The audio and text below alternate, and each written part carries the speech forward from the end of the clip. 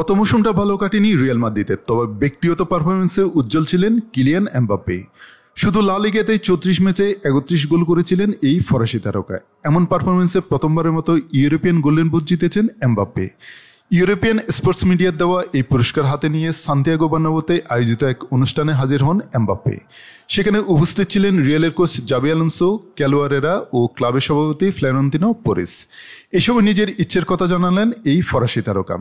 Mbappe বলেন, golden boot জেতা আমার জন্য আনন্দের ব্যাপার। প্রথমবার এই পুরস্কার জিতলাম, আমার জন্য গুরুত্বপূর্ণ মুহূর্ত। ফরওয়ার্ড হিসেবে এটি আমার কাছে অনেক কিছু।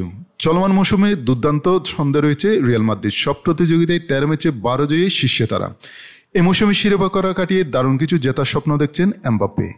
তিনি বলেন, আমাদের দলে অসাধারণ এক বন্ধুত্ব ও ঐক্য আছে। আশা করি আমরা এই মৌসুমে বড় কিছু জিতব।